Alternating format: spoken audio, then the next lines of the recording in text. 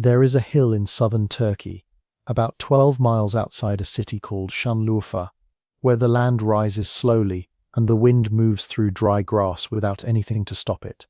From a distance, the hill looks like every other hill in that part of the country. Pale rock, sparse vegetation, the kind of landscape that seems to hold nothing and ask nothing of you. But if you walk to the top of that hill, and if you look down into the excavation trenches that researchers have been carefully cutting into the earth since 1994, you will see something that does not fit inside any version of history you were ever taught. You will see stone pillars, tall ones. Some of them stretch nearly 18 feet out of the ground. They are shaped like the letter T.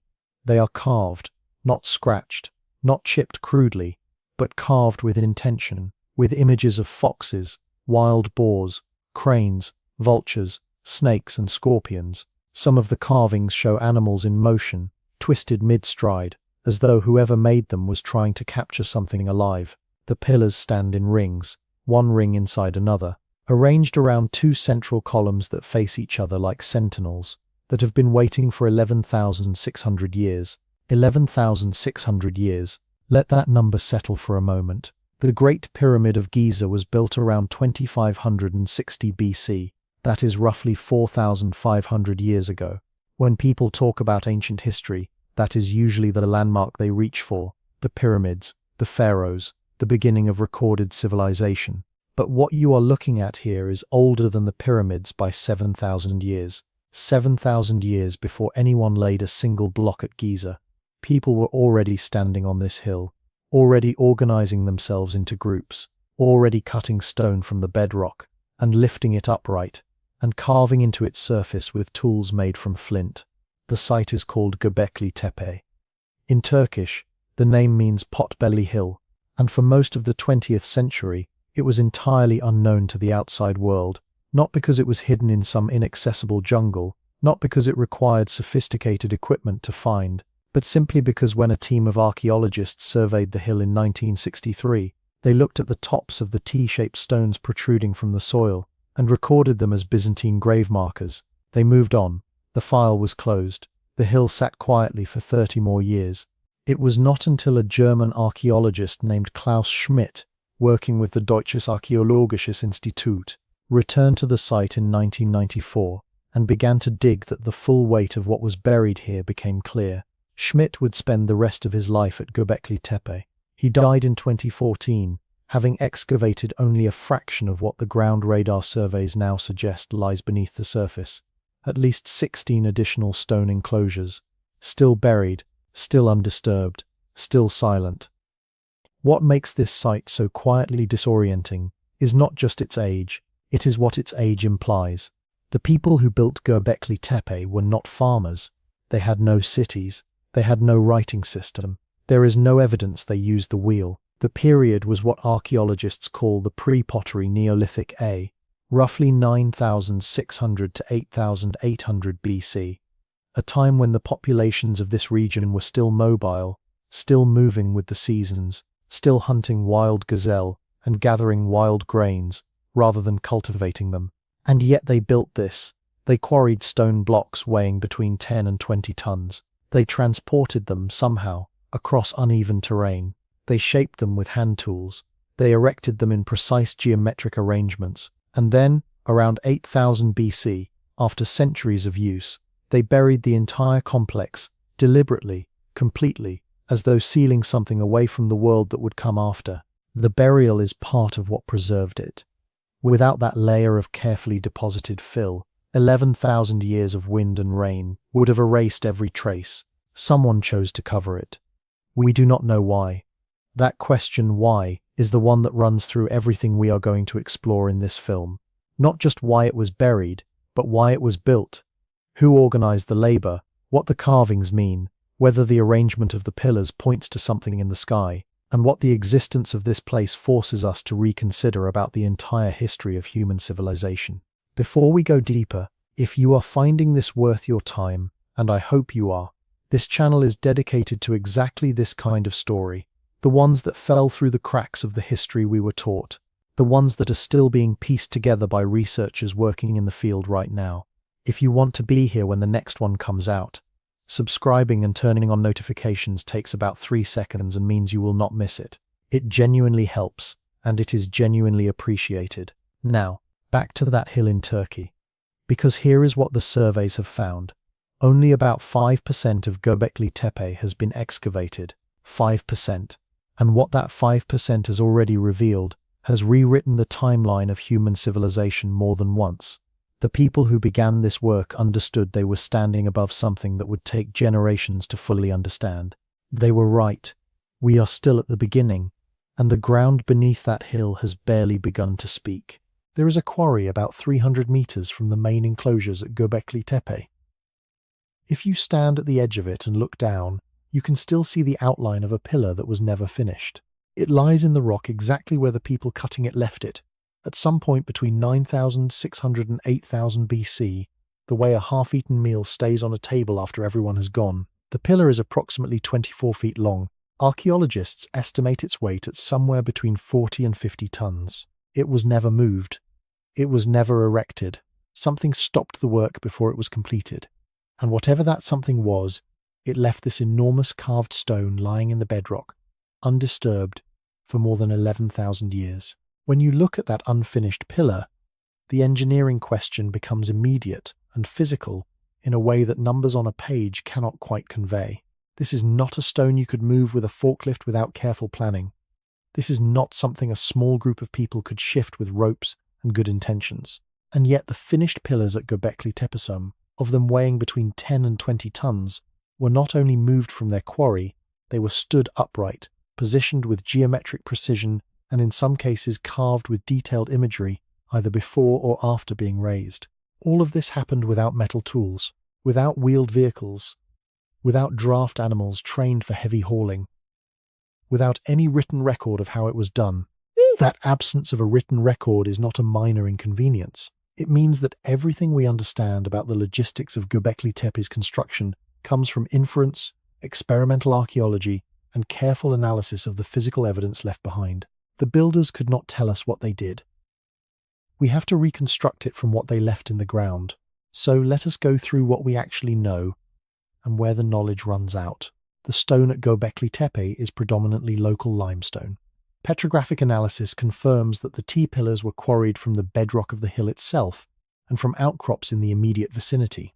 The nearest confirmed quarry sites are between roughly 100 and 500 meters from the main enclosures, depending on which enclosure and which pillar you are measuring. This is not a situation like Stonehenge, where the blue stones were transported over 200 miles from Wales. The raw material was close. The distance problem, in purely geographic terms, was relatively contained, but relatively contained is not the same as simple. The terrain between the quarry areas and the enclosures involves slopes, uneven ground, and gradients that would have made any movement of heavy stone substantially more difficult than flat ground transport. Experimental archaeology teams working on comparable Neolithic construction problems have demonstrated several plausible techniques.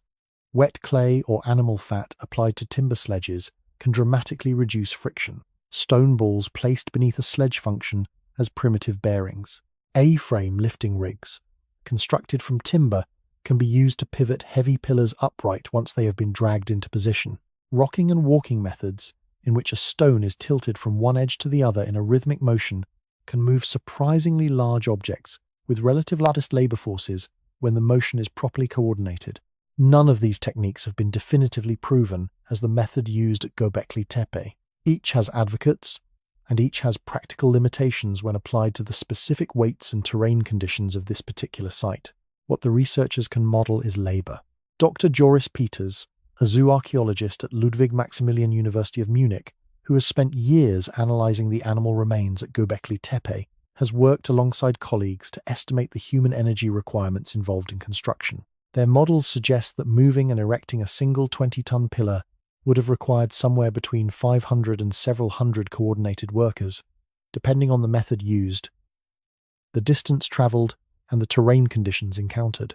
Those are working estimates, not precise calculations, but they establish a meaningful lower bound: 500 people, minimum, working together, with enough shared understanding of the task to coordinate their movements for a single pillar. There are roughly 200 pillars known at Göbekli Tepe, across all enclosures, with more almost certainly still buried. Even at the low end of the labor estimates, the cumulative human effort required to build this complex is staggering. And this is where the mystery deepens in a way that goes beyond engineering. The pre-pottery Neolithic, a population of this region was, by all available evidence, primarily composed of mobile hunter-gatherers. They were not yet settled into permanent agricultural villages. They were not yet producing and storing food surpluses at the scale that would later support the emergence of cities and states.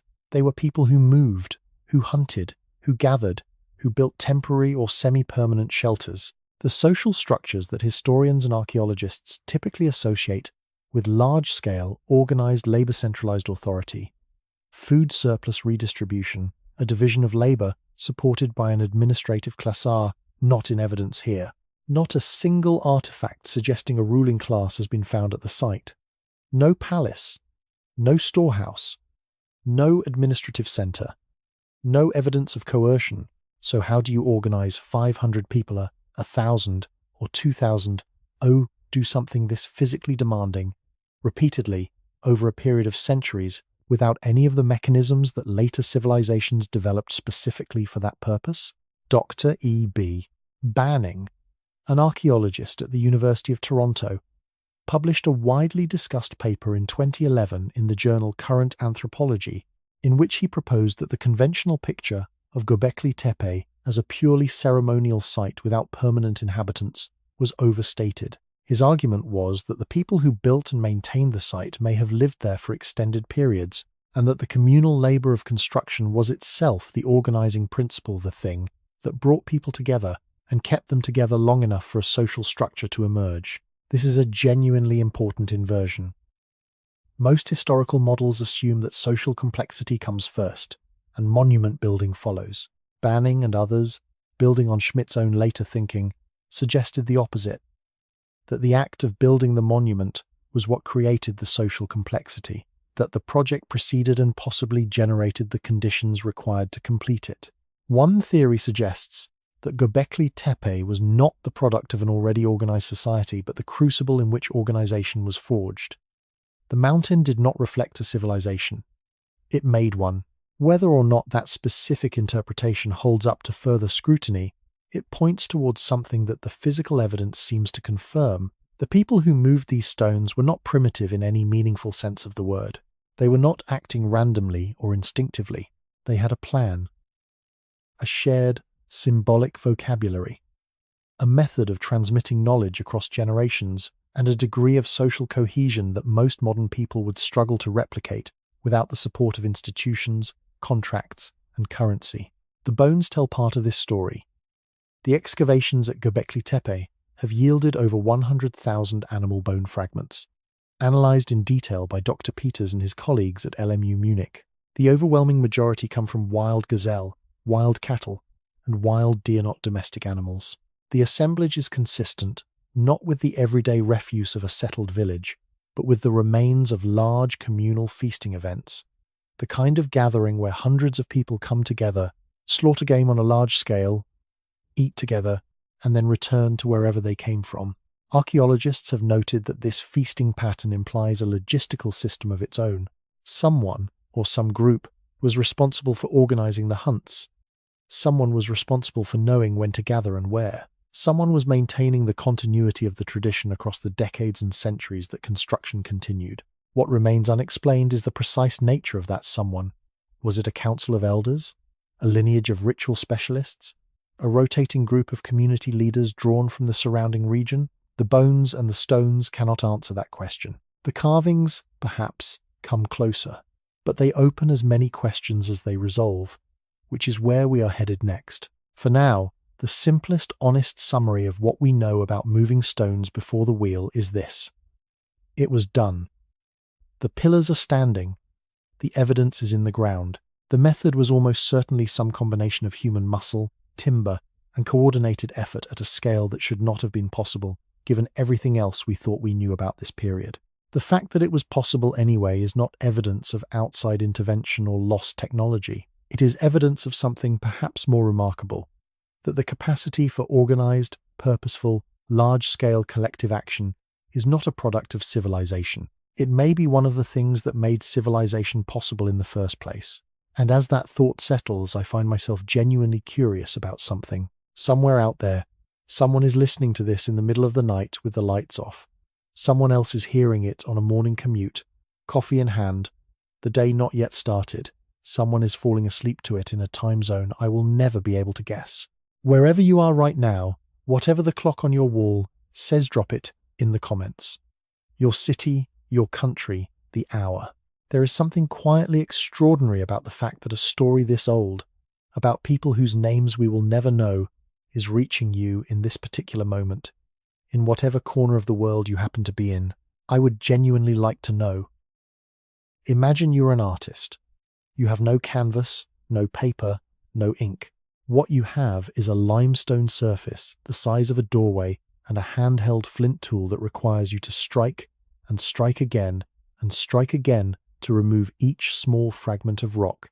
The process is slow. It is physically exhausting. Every image you make costs hours of concentrated effort in conditions dust, heat, the awkward angle of working on a vertical surface that would test the patience of anyone alive today. Given all of that, what would you choose to carve? Not what could you carve. What would you choose? Because choice is exactly what we are looking at when we study the images at Göbekli Tepe. These are not accidental marks. They are not the result of someone passing time. They represent deliberate decisions made repeatedly across multiple enclosures by multiple hands over a period that spans centuries. And when you look at what was chosen, what subjects were considered worth all that effort, the picture that emerges is strange in ways that take time to fully absorb. Start with the animals. Foxes appear more than almost anything else at the site. They are carved in profile, in motion, sometimes with their tails raised, sometimes with their bodies twisted in mid-turn. Wild boars appear, heavy and low to the ground. Aurochs, the massive wild ancestor of domestic cattle, an animal that could weigh close to a ton and was genuinely dangerous to hunt-tapper across multiple pillars. Cranes are shown in groups, their long necks extended. There are ducks. There are spiders. There are scorpions, carved with enough anatomical accuracy that the species can sometimes be identified. There are snakes, many snakes coiling down pillar surfaces, sometimes in clusters of dozens, rendered with a fluid line that feels surprisingly confident for work done with stone tools. What is immediately striking to anyone who has studied Paleolithic cave art, the paintings at Lascaux, at Altamira, at Chauvetis, how different Göbekli Tepe's animals are in character. The great cave paintings of Europe are largely naturalistic. The animals are shown at rest or in motion, depicted with a kind of quiet fidelity to their physical form. They feel observed. The animals at Göbekli Tepe feel like something else. They feel assembled, purposeful, as though each species was chosen not for its own sake but for what it represented within a symbolic system. The carvers understood completely, and we are only beginning to decode. Then there is Pillar 43. Pillar 43 stands in Enclosure D, which is the oldest and largest of the excavated enclosures, dated to approximately 9,600 BC. The pillar's surface is covered in one of the most complex carved scenes found anywhere at the site. In the upper register, there is a large vulture with its wing extended, appearing to hold or balance a circle interpreted by some researchers as a ball, by others as the sun or moon. Below the vulture, there are headless human figures. To the right, a scorpion. Below that, additional birds and animals arranged in ways that resist easy narrative reading.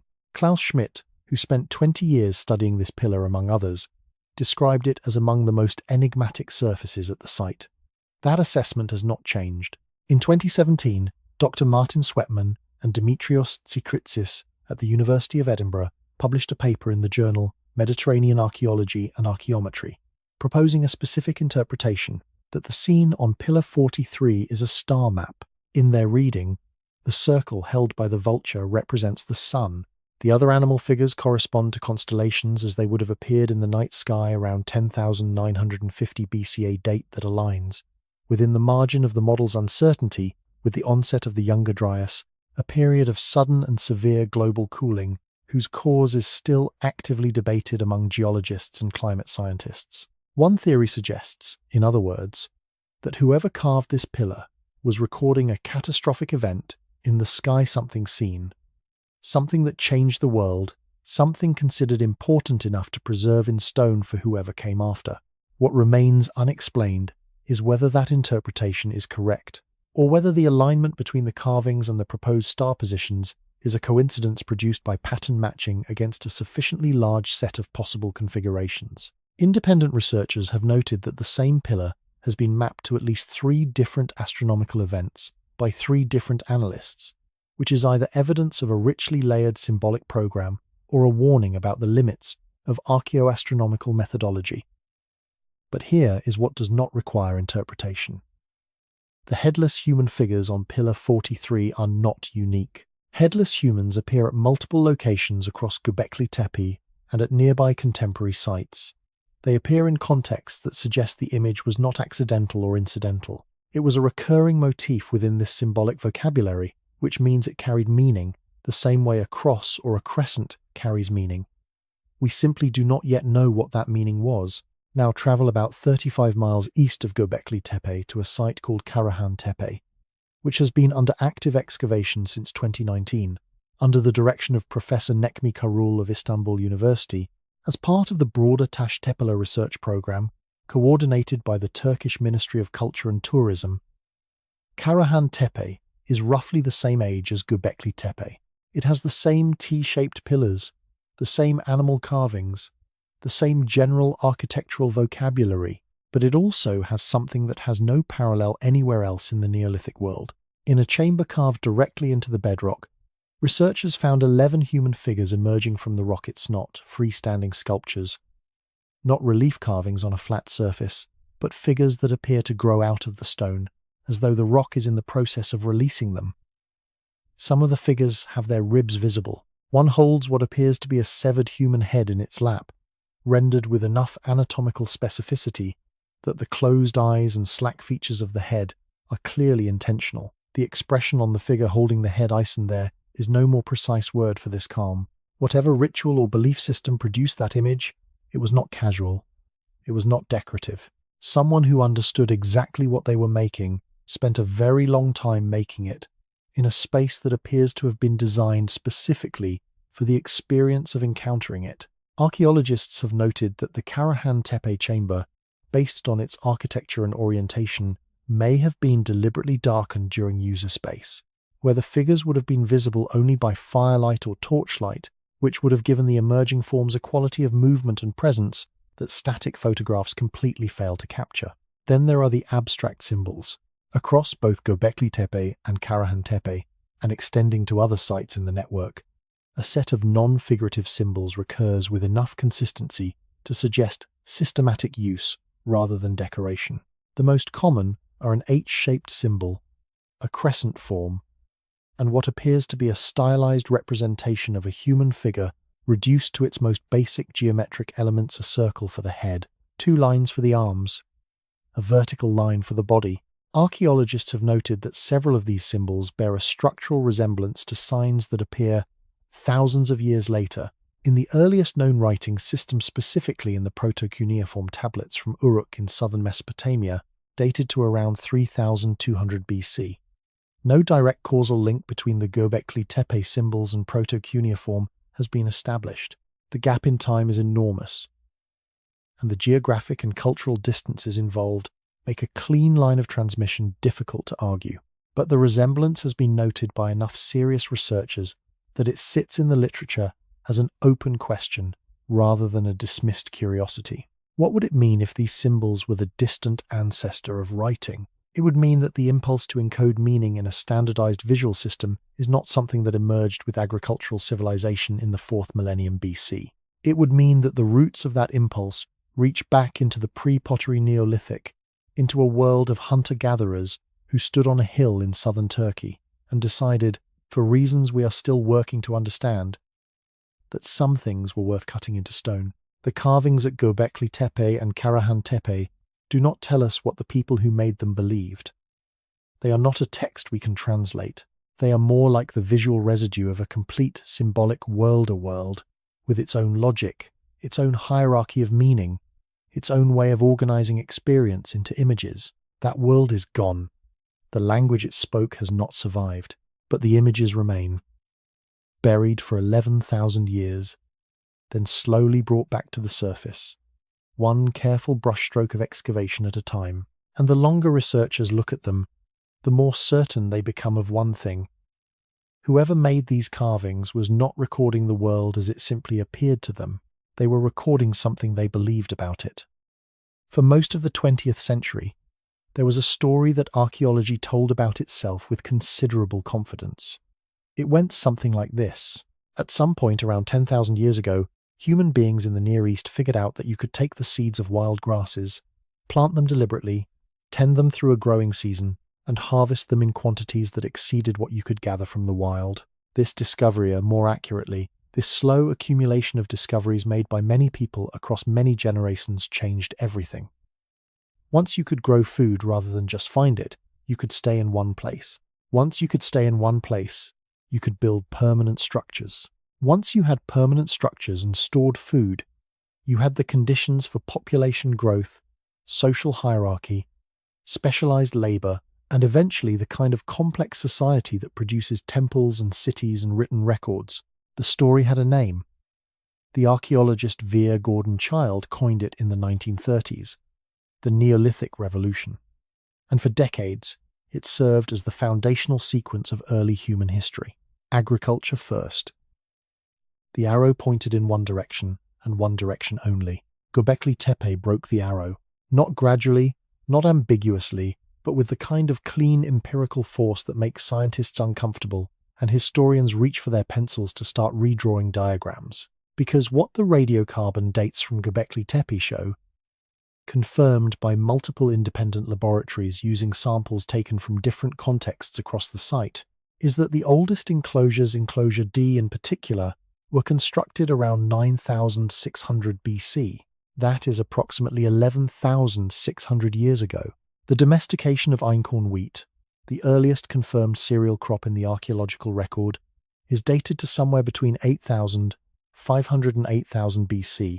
That is at minimum 1,000 years after construction began at Göbekli Tepe, and possibly closer to 1,600 years after.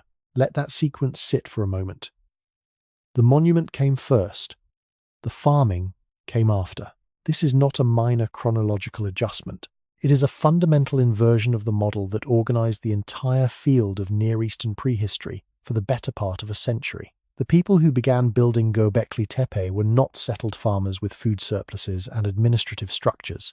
They were mobile hunter-gatherers living in the pre-pottery Neolithic A period, moving with seasonal game, gathering wild plants, living in temporary or semi-permanent camps. They had no pottery. They had no domesticated animals beyond, possibly, the dog. They had no writing, no metals, and they built one of the most structurally and symbolically complex ritual sites the ancient world has ever produced. The question this raises is not simply archaeological. It reaches into something more fundamental about what human beings are and what they are capable of without the scaffolding of civilization. And the evidence from Göbekli Tepe suggests that the scaffolding was not, in fact, a prerequisite. The capacity for large-scale symbolic thinking, for coordinated labor toward abstract goals, for the creation and maintenance of a shared sacred vocabulary across generational of this, existed before the plough, before the granary, before the administrative tablet. Here is where it gets more specific and more interesting. About 30 kilometers from Göbekli Tepe, in the foothills of a volcanic mountain range called the Karakadar, geneticists conducting what became known informally as the Einkorn Genome Project traced the wild genetic diversity of einkorn wheat across the Near East. The research, associated with work by scientists including Dr. Manfred Huhn, and later supported by population genetics studies from Harvard Medical School, found that the center of wild einkorn diversity, the place where the plant's genetic variation is richest, which in botanical terms points toward the origin of domestication clusters, in the immediate vicinity of the Karakadar Mountains, 30 kilometers from Göbekli Tepe. One theory suggests that the connection is not coincidental. If large numbers of people were periodically converging on Göbekli Tepe for feasting, ritual, and construction activities over a period of centuries, they would have created a sustained demand for food in quantities that wild gathering alone could not reliably supply. The pressure of feeding a labor force even intermittently, even seasonally may have been the specific environmental and social pressure that drove the transition from gathering wild einkorn to deliberately cultivating it. In this reading, the monument did not emerge from an agricultural society. The agricultural society emerged from the needs of the monument. Dr. Jacques Corvin, a French archaeologist who spent decades studying the origins of agriculture in the Near East, and whose major work was published in English as The Birth of the Gods and the Origins of Agriculture, argued from a different angle, but arrived at a compatible conclusion, that the symbolic and religious revolution of the Neolithic preceded and drove the economic one. That human beings changed how they thought about their relationship to the world, to animals, to plants, to the sky, to each other before they changed how they fed themselves. Calvin died in 2001, before Göbekli Tepe had achieved mainstream recognition, but his framework has aged remarkably well in its light. The animal bones support this picture in specific and measurable ways. Dr. Joris Peters and his team at Ludwig Maximilian University of Munich analyzed over 100,000 bone fragments from the excavations. The assemblage is dominated by wild gazelle, wild cattle, and wild deer.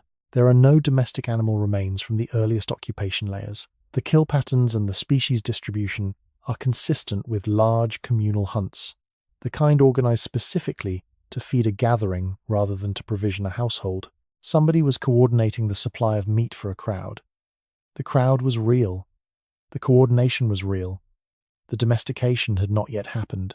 Archaeologists have noted that this pattern, a large communal gathering site provisioned by organized wild game hunting, has no real parallel in the Paleolithic record. It is something new. It represents a level of social planning and intergroup cooperation that the standard model of pre-pottery Neolithic life did not predict and had not accounted for. What has changed in the years since Göbekli Tepe's significance became widely recognized is not just the timeline, it is the underlying assumption about the relationship between material conditions and symbolic life. The old model assumed that people could only afford to think symbolically to invest in ritual, in monument building, in the creation of shared sacred spaces. The practical problems of survival had been solved by agriculture. Göbekli Tepe demonstrates that this assumption was wrong. The symbolic life was not a luxury that prosperity made possible. It was, apparently, a basic human drive that preceded prosperity and may have been one of the mechanisms that produced it. This has implications that reach well beyond the Neolithic Near East. It means that every time archaeologists encounter a pre-agricultural society that appears to lack monumental architecture or complex symbolic culture, the absence of evidence should be treated with considerably more caution than it once was.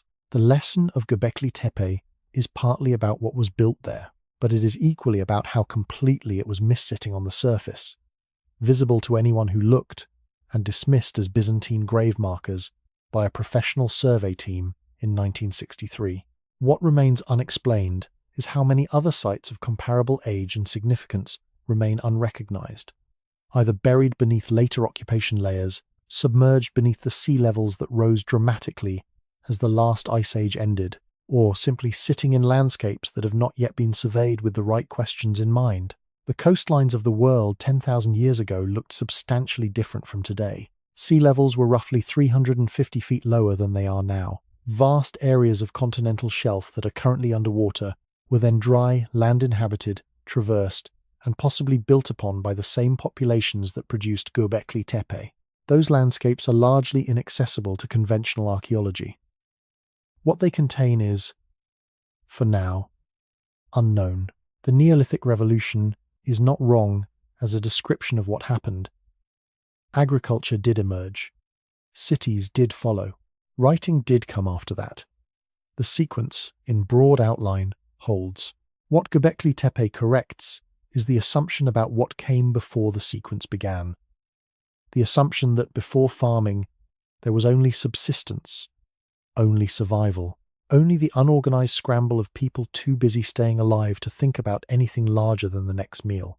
11,600 years ago, on a hill in southern Turkey, people who had not yet planted a single seed looked out at their world, chose a place, gathered in numbers that stagger the modern imagination, and began cutting the shape of something sacred out of the living rock. They were not waiting for civilization to give them permission. They were building it. Sometime around 8000 BC, the work stopped. Not gradually. Not through neglect or abandonment of the slow kind, where a place is simply visited less and less, until one season nobody comes back, and the grass grows over the threshold, and the roof falls in over decades. What happened at Göbekli Tepe was different. What happened was deliberate, organized, and on a scale that required nearly as much coordinated human effort as the original construction. Someone filled it in. Every excavated enclosure at Göbekli Tepe, Enclosure A, Enclosure B, Enclosure C, Enclosure D, and the more recently identified enclosures extending across the site shows the same pattern in the stratigraphy. The fill material that covers the pillars and floors is not the gradual accumulation of windblown dust and eroded hillside that you find at sites that were simply left behind. It is a dense, homogeneous mixture of crushed limestone, flint flakes, fragments of animal bone, and worked soil. It was deposited quickly, by human hands, and it was deposited everywhere. The uniformity of the fill across all enclosures is one of the most significant and least discussed facts about the entire site. This was not nature reclaiming an abandoned place. This was a closing. To understand how strange this is, consider the parallel from a different angle. Imagine that the builders of the Notre Dame Cathedral in Paris, after centuries of use, one day decided to fill the entire interior of the building with rubble carefully, completely, every chapel and nave and transept packed from floor to ceiling, and then walk away. No explanation left behind. No inscription recording the reason. Just the building, sealed, and the people who sealed it, gone. That is approximately what happened at Göbekli Tepe, except the building in question was already 11,000 years old when we discovered it, and the people who sealed it left nothing we have yet been able to read. The preservation effect of the burial is something that researchers discuss with a quality of gratitude that borders on the philosophical. Limestone erodes. Carvings exposed to millennia of wind, rain, and temperature variation lose their detail within centuries. Had the enclosures at Göbekli Tepe been left open to the elements after their last use, the T-pillars would almost certainly be unrecognizable stumps by now. Their surfaces smooth, their carvings gone. The foxes, the vultures, the scorpions, the abstract symbols, all of it, would have been erased by time before anyone with the tools to understand it arrived. The burial saved everything, which raises a question that has no clean answer. Did whoever filled in the enclosures know that? Did they understand, on some level, that covering the pillars in dense fill would protect them? Were they preserving something for the future, or sealing something away from it? There are three broad interpretations that serious researchers have put forward, and none of them fully satisfies the evidence. The first is ritual decommissioning. In this reading, the enclosures at Göbekli Tepe had a functional lifespan within the belief system of the people who used them. When that lifespan ended, perhaps because the enclosure had served its ceremonial purpose, perhaps because a new and more powerful enclosure had been built to replace it, perhaps because the cosmological cycle that the site was built to mark had completed itself, the proper way to close the space was to bury it. This kind of ritual closure is attested in later cultures. The ancient Egyptians periodically buried sacred objects and images to neutralize their power when they were no longer needed for active use. Maya builders at sites across the Yucatan regularly entombed older temple structures within newer ones, the old building becoming the literal foundation of the new. The idea that a sacred space can be closed through burial, rather than simply abandoned, is not unique to Göbekli Tepe. What is unique is how ancient it is here, and how thoroughly it was carried out. The second interpretation belongs primarily to Dr. Edward Banning of the University of Toronto, whose 2011 paper in Current Anthropology challenged the prevailing view of the site as a purely ceremonial space without permanent habitation. Banning argued that what excavators have been calling deliberate fill may be better understood as accumulated domestic debris, ordinary material residue of people living and working at the site over long periods. In this reading, there was no dramatic sealing event, no conscious decision to bury the enclosures. There was simply continuous occupation, and the gradual build-up of everyday waste is what covered the pillars over time. Most researchers who have worked directly at the site find this interpretation difficult to reconcile with the physical evidence. The fill is too uniform, too dense, and too consistent across separate enclosures to read convincingly as natural accumulation. It does not look like a midden, it looks like a deposit. But Banning's challenge has been valuable in forcing excavators to examine their assumptions about what the site was for and who was using it, and it remains part of the active conversation in the literature. The third interpretation is the one that carries the most emotional weight, though it is also the most speculative. One theory suggests that the burial was triggered by an external event, something catastrophic enough to cause the communities that used Göbekli Tepe to fundamentally alter their relationship to the site. The timing is suggestive in a way that cannot be dismissed, even if it cannot be confirmed. The burial of the enclosures appears to coincide, within the margins of the available radiocarbon dates, with the transition from the pre-pottery Neolithic A to the pre-pottery Neolithic Bar period of significant cultural change across the entire Near East. It also coincides, more loosely, with the period following the end of the Younger Dryas and the onset of the warmer, more stable climate conditions of the Holocene. If the site was built, at least in part, as a response to the trauma and memory of the Younger Dryassus, a place where the terror of sudden climatic catastrophe was processed through ritual, symbolized in stone, and communally held then, the stabilization of the climate might itself have been the trigger for closure. The emergency had passed. The monument that held its memory could be laid to rest. What remains unexplained is the sheer scale of the effort required to close the site. The volume of fill material across all excavated enclosures at Göbekli Tepe is enormous. Moving that material even, assuming it was sourced locally required, sustained, coordinated labor over a period that geologists estimate at somewhere between decades and a few centuries, based on the stratigraphy. This was not a single afternoon's work. It was not even a single generation's work. The burial of Göbekli Tepe was itself a project, maintained across time, carried out with consistency and apparent purpose. Who maintained that purpose? Who remembered, year after year, season after season, that the enclosures needed to be filled? How was that knowledge and that obligation transmitted from one generation to the next, without writing, without administrative records, without any of the institutional memory systems that modern organizations depend on? Archaeologists have noted that oral tradition, combined with the kind of deep ritual obligation that embeds itself in a community's seasonal calendar, is entirely capable of maintaining complex behavioral programs across many generations. Indigenous communities around the world have preserved detailed environmental and cosmological knowledge over thousands of years through exactly these mechanisms. The absence of writing does not mean the absence of memory. It means the memory was stored differently. But the burial of Göbekli Tepe is still, in one specific way, unlike anything else in the ancient record. At other sites, where sacred structures were entombed within later construction, the temples at Teotihuacan in Mexico, the buried shrines at Çatalhöyük in Turkey, the subterranean chambers at Malta's Walsa Flieni Hypogm there, is always a successor structure. The old building is buried beneath the new one. The burial is an act of continuity, not closure. At Göbekli Tepe, there is no successor structure above the fill. The enclosures were buried and the hilltop was left. Whatever came after happened somewhere else. The decision to walk away entirely, after all of that, is perhaps the strangest detail of all. Not to build something new on the sacred ground, not to mark the surface in any way that has yet been found, simply to fill it, leave it, and go. Whatever Göbekli Tepe meant to the people who built it and used it across those centuries, it meant something different at the end. Something that required not renovation, not replacement, but burial. They covered what they had made with the same careful hands that had built it. And then the hill was silent for 11,000 years, holding everything, giving nothing away, waiting for someone to come back and ask the right questions. We are still learning how to ask them.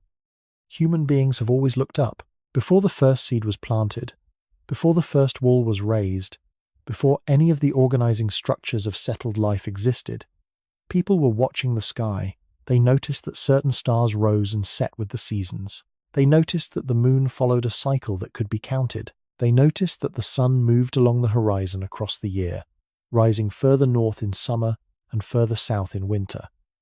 and that tracking that movement told you things you needed to know about when to move, when to hunt, when to gather, when to prepare for cold. This was not mysticism. It was technology.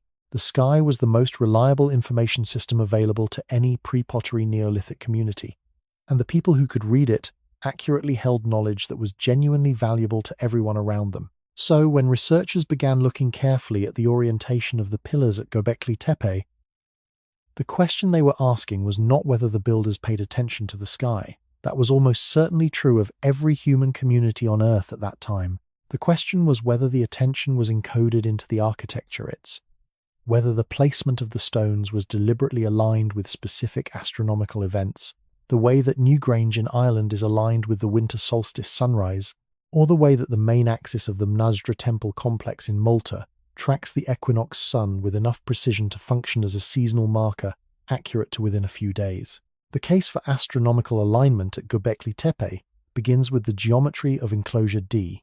Enclosure D is the oldest excavated enclosure at the site, dated to approximately 9,600 BC. It is also the largest, roughly 65 feet across, with two central T-pillars standing at its center and a ring of smaller pillars arranged around the perimeter. The two central pillars face each other across the interior space, their orientation the axis, defined by the line connecting them points in a specific direction. When you extend that axis outward and ask what was rising on that horizon in 9,600 BC, accounting for the precession of the equinoxes that shifts the apparent position of stars over millennia, you arrive at an answer that researchers have found difficult to dismiss entirely. The star Sirius, the brightest star in the night sky, the star that ancient Egyptian civilization would later treat as one of the most sacred objects in the heavens, whose heliacal rising gets first appearance above the eastern horizon, just before dawn after a period of invisibility, marked the beginning of the Nile flood season and was embedded at the center of the Egyptian religious calendar. Dr. Juan Antonio Belmonte of the Instituto de Astrofísica de Canarias in Spain and Dr. Giulio Magli of the Politecnico di Milano published their analysis of this alignment in 2016 in the journal Mediterranean Archaeology and Archaeometry. Their argument is careful and specific. Using established models of stellar precession, they calculated where Sirius would have risen on the southeastern horizon as seen from Göbekli Tepe around 9,100 BC and found that the orientation of Enclosure D's central pillars corresponds to that rising point within the margins of measurement uncertainty. Archaeologists have noted that a single alignment, however precise, is not sufficient to establish intentionality. Any 2 points define a line, and any line points somewhere in the sky. The question is whether the correspondence between the architectural axis and the astronomical event is precise enough and consistent enough across multiple structures to exceed what random chance would produce. This is where the analysis becomes both more interesting and more contested. Independent studies of the other main enclosures at Göbekli Tepe enclosures A, B, and Chav found that their central pillar pairs also have distinct orientations, and that each orientation corresponds to a different point on the horizon. If all the enclosures were aligned to the same astronomical feature, it would be a strong argument for intentional design, but would not tell you much about what the overall site was meant to do. The fact that different enclosures appear to be oriented toward different rising or setting points raises the possibility that the site functioned as a kind of comprehensive sky. Map different enclosures marking different stars, different seasons, different moments in a calendrical or cosmological system. One theory suggests that Göbekli Tepe was not simply a monument that happened to be oriented toward the sky, but a deliberately designed instrument for tracking astronomical cycles across multiple generations of stone calendar in the most literal sense, built to encode and preserve knowledge about celestial timing that a mobile hunter-gatherer society needed but could not store in writing. Then there is the separate and considerably more contentious question of Pillar 43. Dr. Martin Sweatman and his colleague Dimitrios Tsikritsis at the University of Edinburgh proposed in their 2017 paper that the carved scene on Pillar 43 is not primarily a narrative or religious image, but an astronomical record. In their interpretation, the animal figures on the pillar correspond to constellations as they appeared in the sky around 10,950 BCA date. They associate with a proposed cometary impact event that may have triggered the onset of the Younger Dryas cooling period. The vulture holding a circle, in this reading, represents the Sun positioned within a particular constellation at the moment of the impact. The headless human figures represent death on a catastrophic scale. The methodology behind this interpretation has drawn genuine criticism from archaeoastronomers and archaeologists working in the mainstream of the field. Dr. Paul Barn, an independent archaeologist who has written extensively on prehistoric art, and others have pointed out that the process of matching animal carvings to constellation figures requires a series of interpretive choices. Which animals correspond to which stars? Which arrangement of stars defines each constellation that can be made in multiple ways, each producing a different astronomical reading of the same image? When the same carved surface can be mapped to 3 different sky events by 3 different researchers, each using a defensible methodology, the interpretive framework may be generating meaning rather than recovering it. What remains unexplained is how to resolve that methodological problem in a way that produces reliable knowledge rather than plausible stories.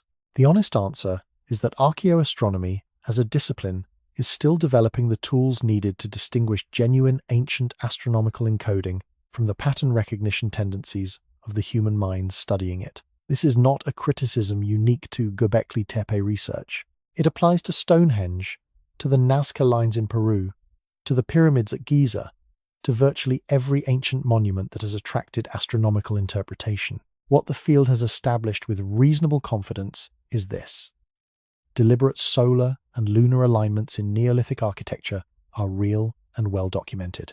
Newgrange, built around 3200 BC in Ireland, aligns with the winter solstice sunrise to a precision of better than 1 degree. The Mnasdra temples in Malta, built around 3600 BC, track both the solstices and the equinoxes with demonstrable accuracy. The people of the Neolithic world were capable of building astronomical instruments from stone, and they did so across a wide geographic range and a long span of time. Given that demonstrated capability, the question of whether the builders of Göbekli Tepe were in many ways more sophisticated than the evidence had suggested before 1994 incorporated astronomical alignments into their enclosures is entirely reasonable. The answer is not yet definitive. The alignments are suggestive. The analysis is ongoing. New enclosures are still being uncovered, and each new enclosure provides additional data points for testing the astronomical hypothesis against the geometry of the site. Archaeologists have noted something that tends to get lost in the more dramatic presentations of the astronomical evidence. Even if every proposed alignment at Göbekli Tepe turns out to be coincidental, the site remains one of the most significant archaeological discoveries in the history of the discipline. The astronomical question is fascinating and worth pursuing with rigor, but it is not what makes Göbekli Tepe important.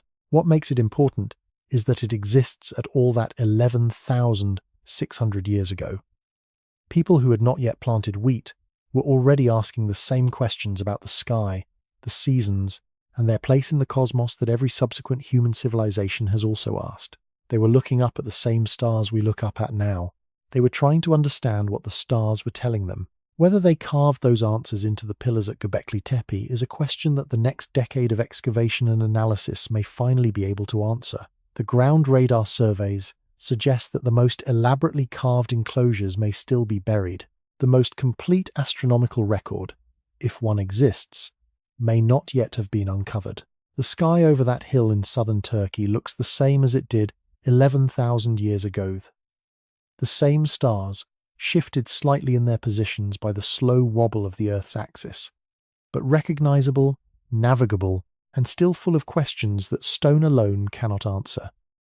12,900 years ago, the world was warming. The last great ice age was loosening its grip. Glaciers that had covered vast stretches of the northern hemisphere for tens of thousands of years were retreating northward. Sea levels were rising as the ice melted. Forests were spreading into landscapes that had been tundra. Megafauna mammoths, woolly rhinoceroses, giant ground sloths were still present across large parts of the world, though their numbers were already declining. Human populations, small and scattered but adaptable, were moving into newly opened territories, following the game and the warming weather, carrying with them the accumulated knowledge of how to survive in a world that had been cold for longer than any oral tradition could remember. And then, within what geologists believe was a period of perhaps a few decades, possibly less, the warming stopped. Temperatures in the northern hemisphere dropped by somewhere between 10 and 15 degrees Celsius in certain regions. Not over centuries, not over millennia. Within a human lifetime, possibly within a generation, the glaciers stopped retreating and in some areas began to advance again. The forests contracted. The megafauna, already under pressure, faced a new wave of stress. Rivers that had been flowing freely froze again. The landscape that had been slowly opening up closed back down, abruptly and without warning, as though the world had changed its mind. This period is called the Younger Dryas. It lasted approximately 1,200 years, from roughly 12,900 to 11,700 years ago. When it ended as abruptly as it had begun. Temperatures in Greenland ice cores show a warming of around 10 degrees Celsius within 50 years at the close of the event, which in geological terms is essentially instantaneous. And then the Holocene began, the warm, stable climatic epoch that has persisted to the present day and within which the entire recorded history of human civilization has taken place. The Younger Dryas is not a hypothesis. It is one of the most thoroughly documented climate events in the geological record, captured in ice cores from Greenland and Antarctica, in lake sediment records from across the northern hemisphere, in pollen sequences that track vegetation changes, in oxygen isotope ratios that preserve ancient temperature signatures with remarkable precision. The event happened. The abruptness was real. The scale was global. What remains actively debated among geologists, climate scientists, and planetary scientists is the cause. The leading conventional explanation involves the disruption of ocean circulation patterns by a sudden influx of fresh water. As the Laurentide ice sheet covering North America melted, enormous quantities of cold fresh water were periodically released into the North Atlantis either through glacial lake outbursts or through direct meltwater drainage. Fresh water is less dense than salt water, and when it floods into the North Atlantic in sufficient volume, it can disrupt or shut down the thermohaline circulation system, the global ocean conveyor belt that moves warm water from the tropics toward the poles and cold water back along the ocean floor. A disruption of that system would have dramatically reduced the transfer of heat to the northern hemisphere, triggering the rapid cooling observed in the record. This explanation is well supported and widely accepted as, at minimum, a contributing factor. But a second hypothesis has been gaining ground in the scientific literature since 2007, and it carries implications that connect directly to Göbekli Tepe in ways that are difficult to set aside. The Younger Dryas impact hypothesis, introduced in a landmark paper by Richard Firestone and colleagues published in the Proceedings of the National Academy of Sciences in 2007, proposes that the onset of the Younger Dryas was triggered or substantially accelerated by a cosmic impact event, specifically a fragmenting comet or asteroid that detonated over the Laurentide ice sheet approximately 12,900 years ago. The proposed mechanism involves air bursts over the ice sheet, generating enormous heat pulses, triggering catastrophic wildfires across North America, injecting vast quantities of soot and particulate matter into the atmosphere, and destabilizing the ice sheet in ways that would have produced exactly the kind of freshwater flooding into the North Atlantic that the conventional model requires. The evidence cited in support of the impact hypothesis includes a distinctive layer of material found at sites across North America, Europe, and the Middle East, dated to the Younger Dryas boundary, the geological horizon marking the onset of the cooling. This layer contains elevated concentrations of platinum group elements, nanodiamonds, microspherules of glass and iron, and a carbon-rich deposit sometimes called the black mat, which marks a sharp boundary in many archaeological sites between levels containing megafaunal remains and levels where those animals are suddenly absent. In 2018, a team led by Dr. James Kennett at the University of California, Santa Barbara, and Dr. Christopher Moore at the University of South Carolina published findings in the Journal of Geology reporting a platinum concentration spike at the Younger Dryas boundary horizon at a site in South America, extending the geographic footprint of the proposed impact signature to a continent previously not represented in the dataset. The same year, a separate study documented a platinum anomaly at the boundary layer at Abu Huraira in Syria, a site excavated by Dr. Andrew Moore of the Rochester Institute of Technology, where the bone assemblage at the boundary layer shows evidence consistent with exposure to extreme heat burned and fractured in patterns that Moore and colleagues, publishing in the Proceedings of the National Academy of Sciences in 2020, argued are more consistent with an airburst event than with any known terrestrial process. Abu Huraira is in northern Syria. It is approximately 500 kilometers from Göbekli Tepe. The impact hypothesis remains contested. Critics, including a number of geologists and impact specialists, have argued that the proposed proxies for cosmic impact are not uniquely indicative of that cause that platinum anomalies, nanodiamonds, and microspherules can be produced by volcanic activity, by ordinary wildfires, and by other terrestrial processes. The debate in the peer-reviewed literature is genuine, ongoing, and unresolved. No consensus has been reached as of the most recent published literature, but here is what the timeline shows. Regardless of which explanation for the Younger Dryas ultimately prevails, the Younger Dryas ended approximately 11,700 years ago. Construction at Göbekli Tepe began approximately 11,600 years ago. The gap between the end of one of the most severe and abrupt climate catastrophes in the post-glacial record and the beginning of the world's oldest known monumental construction project is, within the resolution of available radiocarbon dating, essentially zero. The people who laid the first stones at Göbekli Tepe were the immediate descendants, perhaps the grandchildren, perhaps the great-grandchildren of people who had lived through 1,200 years of sudden cold, megafaunal extinction, disrupted migration patterns, and whatever else the Younger Dryas had meant for human communities in the Near East. They carried, in their oral traditions and their symbolic vocabulary, the memory of a world that had nearly ended and then, just as inexplicably, resumed. Archaeologists have noted that trauma has always generated ritual. The anthropological record is consistent on this point across an enormous range of cultures and time periods. Communities that survive catastrophe earthquakes, floods, famines, wars consistently respond by building, by marking, by creating physical monuments to the event and to the survival of it. The monument is not just commemoration. It is a claim on continuity. It says, "We were here before this happened, and we are here after, and we will make something that will be here after we are gone." One theory suggests that Göbekli Tepe is precisely this kind of monument that the animals carved into its pillars, the dangerous ones in particular, the vultures and the scorpions and the snakes, represent the forces that had nearly destroyed the world within living cultural memory. That the enclosures were places where the community gathered to remember what the sky had done, or what the cold had taken, or what the darkness at the end of the Younger Dryas had felt like when it finally lifted. This would explain something that purely functional interpretations of the site have always struggled with: the intensity of it, the investment, the centuries of labor, the deliberate and thorough burial at the end.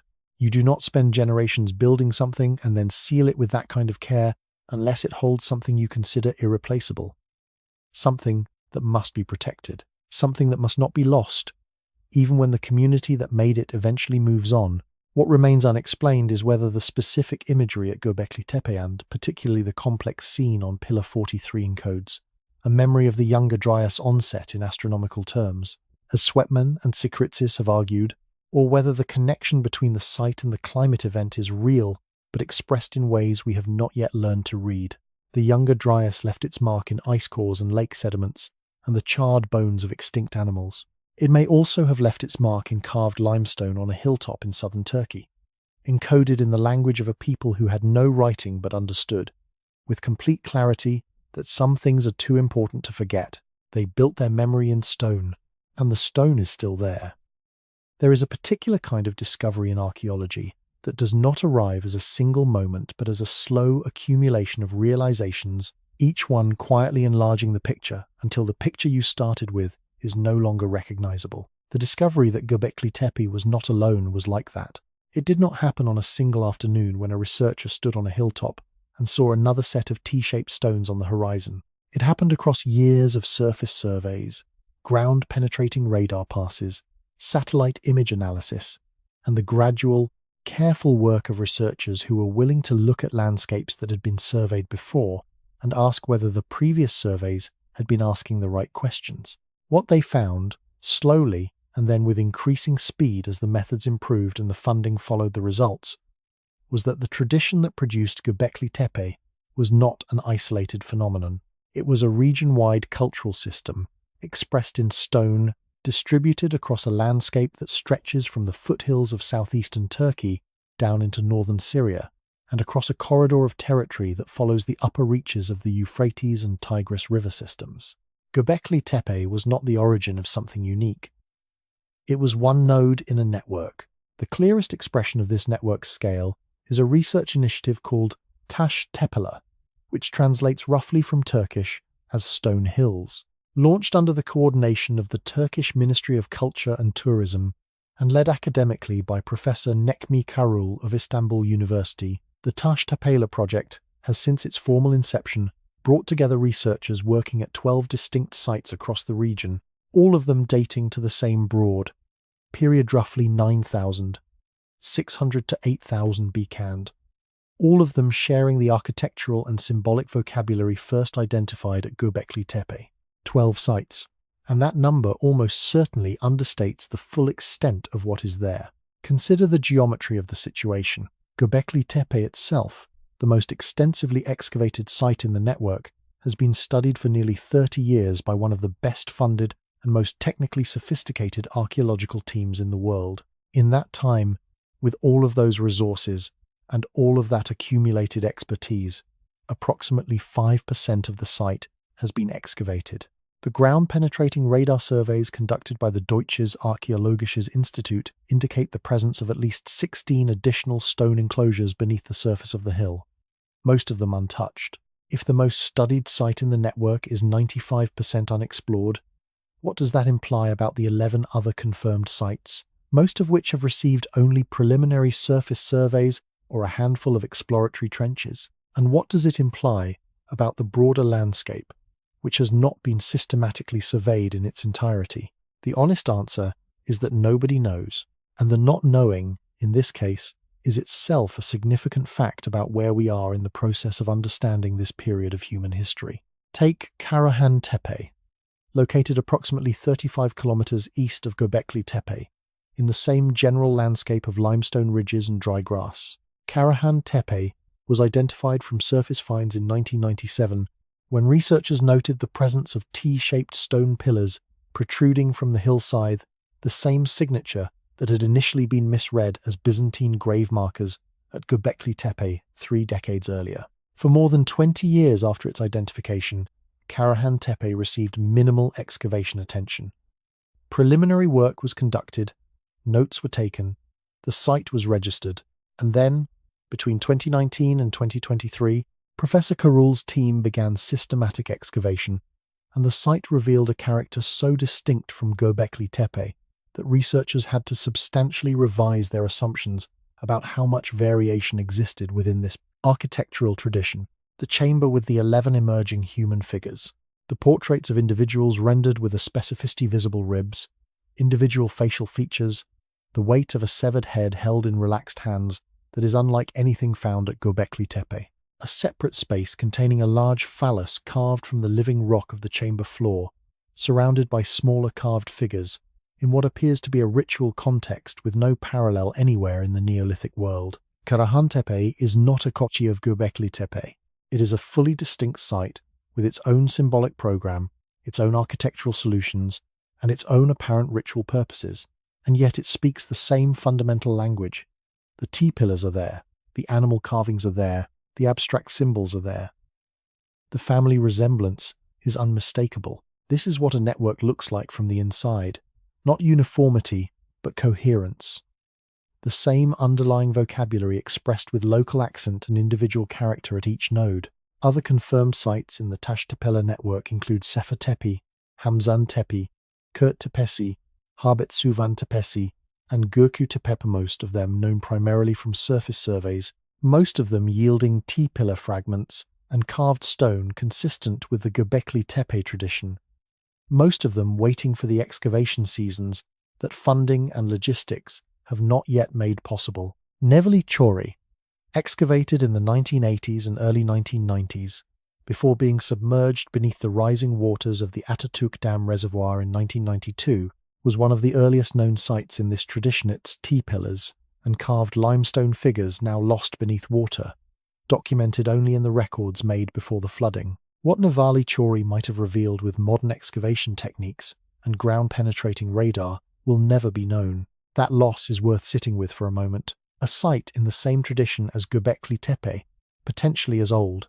submerged beneath a reservoir before the field had developed the tools to understand what it was looking at. It is a reminder that the archaeological record is not a fixed archive. It is a diminishing resource, and the rate of loss through construction, agriculture, looting, and development consistently outpaces the rate of recovery through excavation. The distances between the Taş Tepeler sites are worth examining closely, because they tell you something about the social geography of the network. Göbekli Tepe to Karahan Tepe is 35 kilometers a distance. That, for a fit adult walking across the terrain, represents roughly a full day of travel. Göbekli Tepe to Çayönü Tepesi, another site in the broader tradition located to the northwest, is approximately 200 kilometers. The full geographic spread of the network, from its westernmost to its easternmost confirmed sites, spans a corridor of roughly 300 kilometers. 300 kilometers is not a local phenomenon. It is a regional one. Archaeologists have noted that the stylistic consistency across this 300-kilometer corridor, the same T-pillar form, the same animal repertoire, the same abstract symbols, the same orientation of enclosuresis, far too coherent to represent independent invention at each site. The communities that built these monuments were in contact with each other. They were sharing knowledge, sharing symbols, sharing architectural conventions across a landscape that, in the pre-pottery Neolithic, would have been traversed on foot by people carrying the tradition in their memories and their hands. One theory suggests that this network functioned as the Neolithic equivalent of a pilgrimage circuit, a series of sacred sites visited at specific times of year by communities from across the region, with the act of travel itself forming part of the ritual calendar. Seasonal gatherings at these sites would have served multiple social functions simultaneously: the renewal of kinship ties between dispersed communities, the exchange of mates and genetic material that prevented the inbreeding risks of small, isolated groups, the transmission of technical knowledge about stoneworking and construction, and the reinforcement of the shared symbolic system that gave all of these communities a common identity larger than any single group. This model of a pilgrimage network is supported, indirectly, by the isotope evidence from human remains at contemporary sites in the region.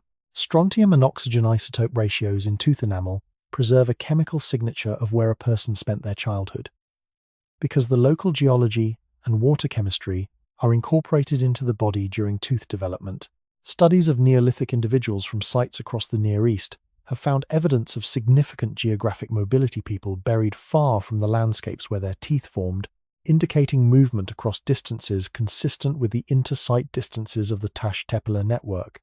What remains unexplained is the organizational structure that maintained this network across centuries. How did the communities at different sites know when to gather? How were decisions made about where to build, what to carve, which enclosures to decommission, and which to expand? How was the tradition transmitted from one generation to the next across a geographic spread that encompassed hundreds of kilometers of varied terrain? The honest answer is that the ground has not yet given us enough to answer those questions.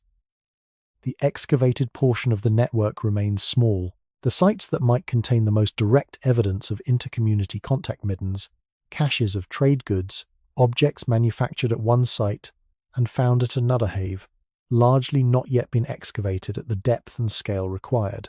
But the network is real. The connections were real, and the picture of isolated, disconnected bands of hunter-gatherers stumbling independently toward the same architectural and symbolic conclusions across 300 kilometers of landscape is no longer a picture that the evidence supports. These communities knew each other. They built for each other, or perhaps with each other, across distances that required genuine commitment to cross. What they were building to what the completed network was meant to accomplish what it meant to be part of ITIS, the question that the next generation of excavations may finally begin to answer. The stones are waiting. There are more of them than anyone knew, buried beneath hills that look, from a distance, like every other hill in that part of the country. Pale rock, sparse vegetation, the kind of landscape that seems to hold nothing until you start to dig. There is a version of this story that circulates widely on the internet, and it goes something like this. The establishment knows the truth about Göbekli Tepe. They have known for decades, and they have been quietly managing what gets released, suppressing the findings that would overturn the official timeline, protecting a version of history that serves the interests of academic institutions and governmental authorities who cannot afford to have the foundation of conventional archaeology publicly dismantled. That version of the story is wrong. Wrong in the way that a map is wrong when it shows you a road that does not exist confidently, specifically, and in a direction that will take you somewhere other than where you intended to go. But here is what makes the situation genuinely complicated, and what gives the suppression narrative just enough surface plausibility to spread. There are real delays in this story. There are real institutional failures. There are real cases where significant evidence sat in a filing cabinet for 30 years because the people who found it did not know what they were looking at, or did not have the framework to ask the right questions, or simply moved on to the next site on a survey list without pausing long enough to understand what was beneath their feet. Those failures are worth examining honestly, because they are not trivial, and because understanding them accurately is more useful than replacing them with a conspiracy that did not happen. Start at the beginning. In 1963, a joint survey team coordinated between the University of Chicago and Istanbul University conducted a systematic archaeological reconnaissance of the region around Şanlıurfa in southeastern Turkey.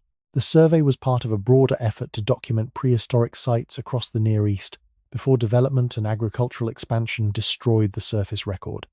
The team was experienced, the methodology was standard for its time. They reached the hill that would later be called Göbekli Tepe, noted the T-shaped stones visible at the surface, and recorded them in the survey report as probable medieval or Byzantine grave markers. They moved on. The survey report was filed. The site was registered in the national database under an incorrect classification, and for 30 years, it sat there not hidden, not sealed in a classified archive, not known to anyone in authority who was deliberately concealing it, simply misidentified. In an era before satellite imagery and ground-penetrating radar made the scale of what was beneath the surface knowable without excavation. This was a professional error, a significant one, in retrospect, but it was the kind of error that the state of knowledge and the limitations of the available technology in 1963 made genuinely possible. The people who made it were not protecting anyone. They were doing their jobs within the constraints of what their discipline understood at the time, and their discipline did not yet understand that a pre-pottery Neolithic population was capable of the kind of monumental construction that the stones at Göbekli Tepe represented. They could not recognize what they were looking at, partly because nothing in their training had prepared them to expect it. Klaus Schmidt recognized it when he arrived at the hill in 1994 as part of a new survey effort by the Deutsches Archäologisches Institut. He almost immediately understood that the stones were not grave markers. He recognized the pillar form from work he had done at Nevali Chori, a contemporary site upstream on the Euphrates. He began excavation within weeks of his first visit.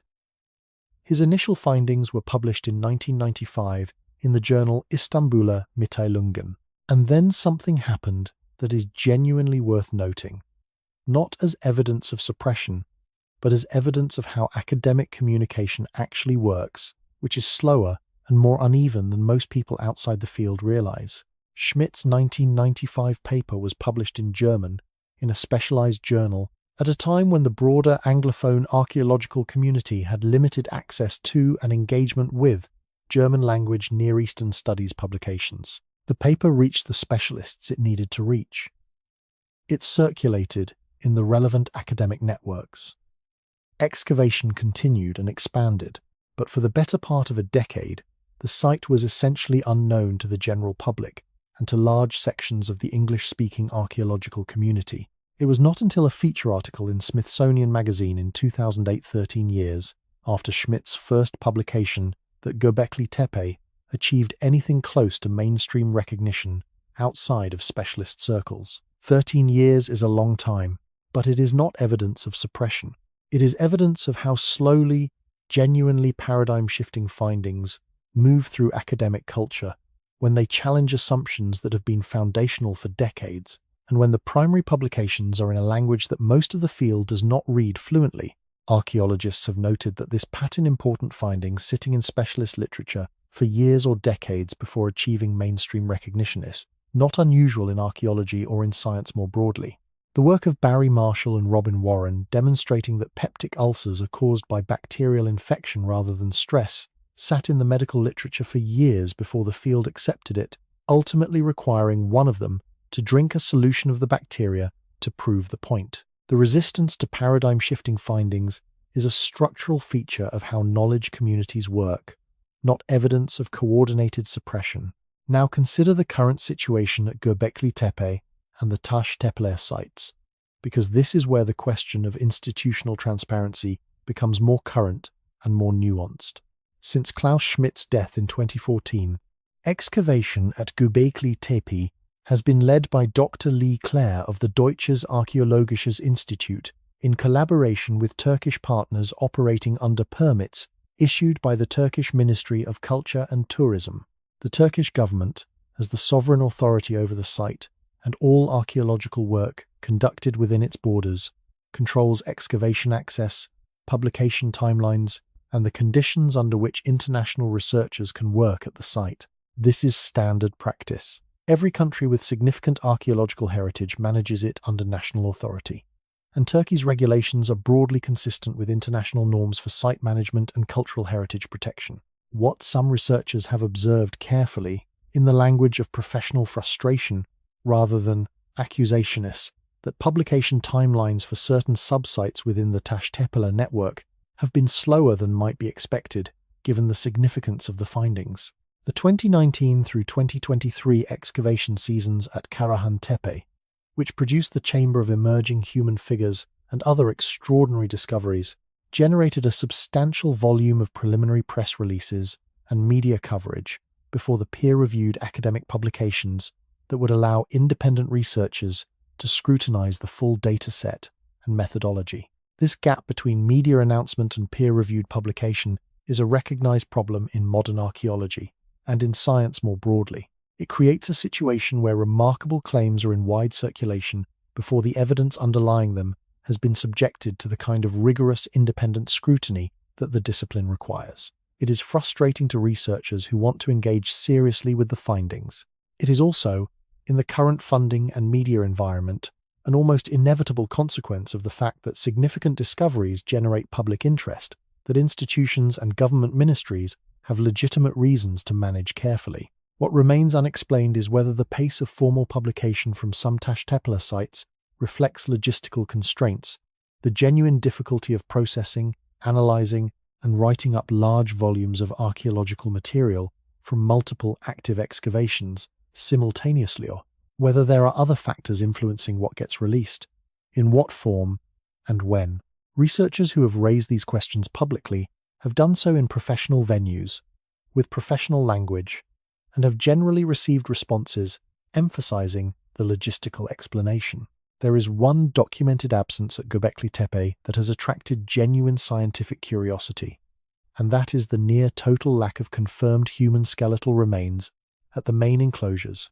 Over the course of nearly 30 years of excavation, more than 100,000 animal bone fragments have been recovered and analyzed. Human remains, at the scale that would be expected if the site served as a burial ground or a place where large numbers of people died or were interred, have not been confirmed from the primary enclosure areas.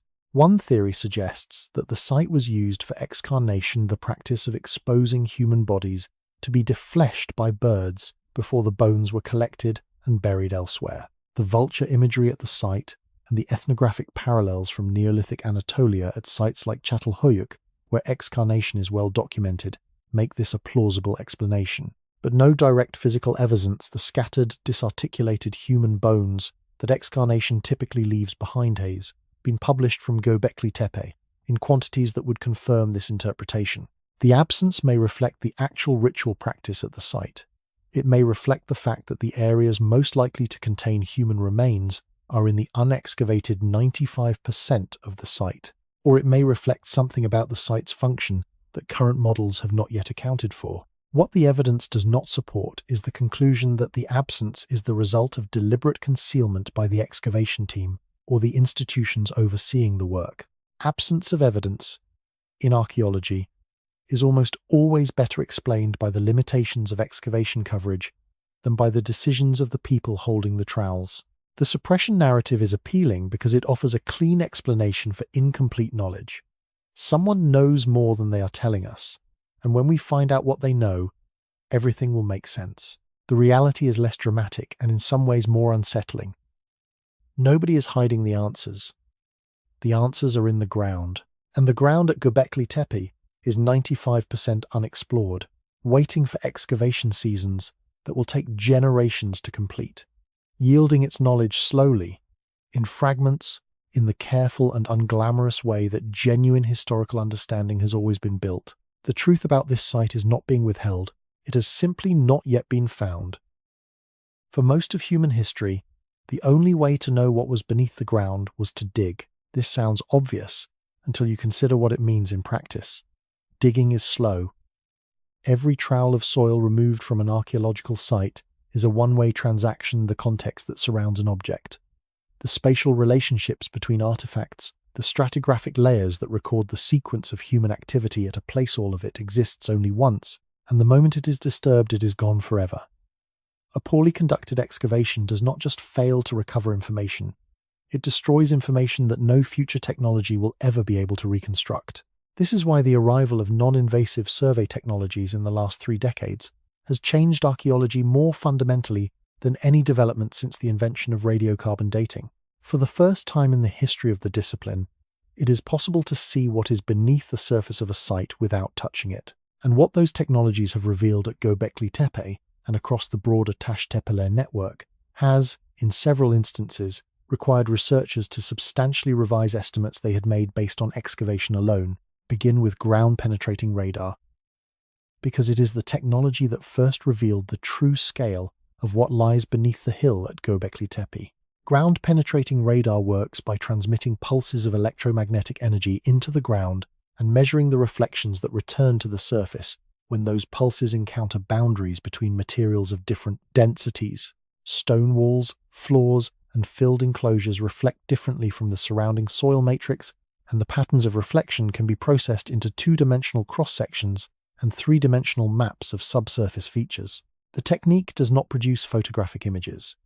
It produces data that requires skilled interpretation, but in the hands of experienced geophysicists working with well-calibrated equipment over a site whose surface geology is well understood, ground-penetrating radar can locate buried structures with a reliability that would have seemed like science fiction to the archaeologists who first excavated Göbekli Tepe in the 1990s. The surveys conducted by the Deutsches Archäologisches Institut at Göbekli Tepe have identified the signatures of at least 16 additional stone enclosures beneath the surface of the hill, beyond the 4 that have been partially excavated. Some of these enclosures appear, from their radar signatures, to be larger than any of the excavated ones. The largest unexcavated structure identified by radar is estimated to be approximately 30 meters across, significantly bigger than Enclosure D, which has been the site's architectural centerpiece since its discovery.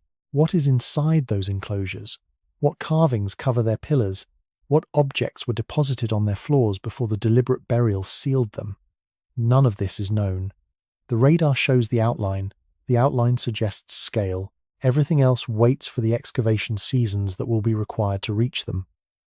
Seasons that researchers estimate will take decades. Magnetometry surveys, which detect variations in the magnetic properties of subsurface materials caused by burning, fired clay, or disturbed soil, have added additional resolution to the picture. Magnetometry is particularly useful for identifying features that ground-penetrating radar misses: arths, pits, areas of intense human activity that leave magnetic signatures even without architectural remains. Applied across the Göbekli Tepe hilltop and the surrounding terrain, magnetometry surveys have revealed a far more complex pattern of human activity than the excavated enclosures alone would suggest. including features in areas between the known enclosures that may represent pathways, work areas, or temporary structures associated with construction and gathering activities. Then there is LiDAR. Light detection and ranging technology works by firing rapid pulses of laser light from an airborne platform, typically a small aircraft, or, increasingly, a drone, and measuring the time it takes for each pulse to return after reflecting from the surface below. By firing millions of pulses per second and combining the return data with precise GPS positioning, LiDAR systems can generate three-dimensional models of terrain at centimeter-scale resolution. The technology's most transformative application in archaeology has been its ability to strip away vegetation cover mathematically, revealing the bare earth topography beneath forests, scrubland, and grass that would obscure surface features entirely from conventional aerial photography.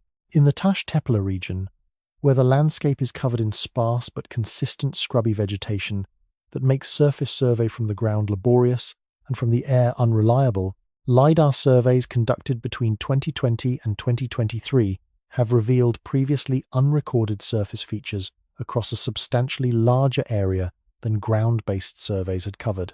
Subtle topographic anomalous light rises in the terrain, faint rectangular depressions, the ghost outlines of structures that have eroded to near invisibility above the surface appear, with striking clarity, in LiDAR-generated terrain models that look nothing like what you would see standing on the ground. In the same location, archaeologists have noted that the LiDAR data from the broader Taş Tepe region suggests the cultural footprint of the T-pillar tradition is at minimum 3 to 4 times larger than what surface survey alone had indicated. This does not mean 3 to 4 times as many sites. It means the known sites are substantially larger than their previously mapped surface extents, and that there are features between and around known sites that may represent components of the same occupational system pathways, quarrying areas, temporary camps, water management features that had not been previously mapped. The human story embedded in the stones has also been illuminated from a completely different direction. Ancient DNA. The Max Planck Institute for Evolutionary Anthropology in Leipzig, led by director Dr. Johannes Kraus and his colleagues, has been systematically sequencing DNA extracted from the skeletal remains of Neolithic individuals from across Anatolia and the Near East. The technical challenges involved are considerable. Ancient DNA degrades rapidly, particularly in warm climates, and the samples from the Near East are generally in worse condition than those from colder northern European sites that have dominated ancient DNA research. But improved extraction and sequencing methods, developed over the last decade, have made it possible to recover usable genetic data from Anatolian Neolithic individuals that would have been inaccessible to analysis a decade ago. The population genetic picture that has emerged from this work, published in a landmark 2016 paper in Nature by Jane Mathison, David Reich, and colleagues at Harvard Medical School and the Max Planck Institute, reveals that the Neolithic farmers of Anatolia, the population genetically continuous with the hunter-gatherers who built Göbekli Tepe, contributed approximately 30 to 40% of the ancestry of modern Western Europeans. They migrated into Europe beginning around 6,500 BC, bringing with them domesticated plants and animals, pottery, and the remnants of the symbolic and architectural tradition that had its roots at sites like Göbekli Tepe. This means that a substantial portion of the people reading or listening to this right now carry, in their own genome, a direct biological inheritance from the population that stood on that hill in southern Turkey 11,600 years ago and began lifting stones. The builders of Göbekli Tepe are not a remote and separate lineage. They are, for a large portion of the modern Western population, literal ancestors. The zoo archaeological data, processed and published by Dr. Joris Peters and his team at Ludwig Maximilian University of Munich, has added another layer of precision to the picture of how the site functioned. Analysis of over 100,000 animal bone fragments, using a combination of traditional morphological analysis and stable isotope techniques that can identify the season in which an animal was killed, suggests that the large-scale faunal deposits at Göbekli Tepe are not evenly distributed across the year. The isotope signatures cluster in ways consistent with mass kills during specific season slates summer and autumn, in particular, which aligns with the known behavior of the wild gazelle herds that dominate the assemblage, and with the seasonal availability of large game aggregations in the region. What this implies about the social calendar of the Göbekli Tepe network is significant. The gatherings that produced the feasting deposits were apparently seasonal, concentrated in specific windows of the year, suggesting a ritual calendar tied to both astronomical cycles and the ecological rhythms of the landscape. Communities converged, feasted, worked, and dispersed in a pattern repeated across centuries.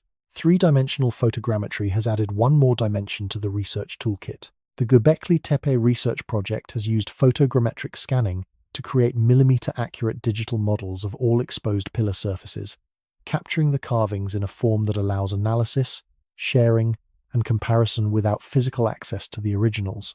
These digital models have been made available through open-access platforms, enabling researchers anywhere in the world to study the carvings in detail that was previously possible only for those who could travel to the site and gain excavation access.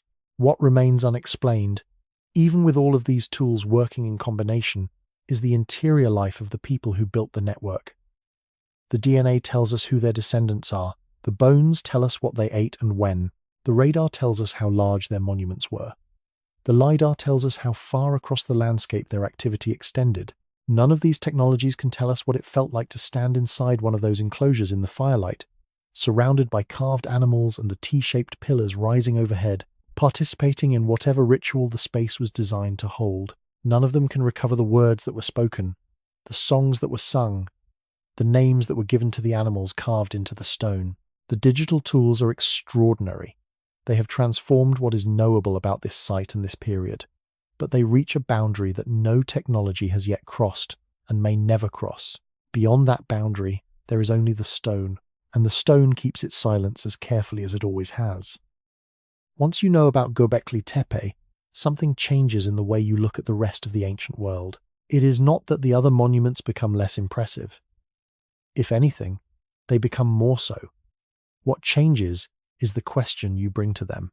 Before Göbekli Tepe achieved mainstream recognition, the standard response to any ancient structure that seemed to exceed the apparent capabilities of its attributed builders was a kind of polite skepticism, a gentle lowering of the bar, an assumption that the structure must be younger than claimed, or simpler than it appeared, or built by a more complex society than the archaeological record suggested. The default was to doubt the builders rather than revise the model.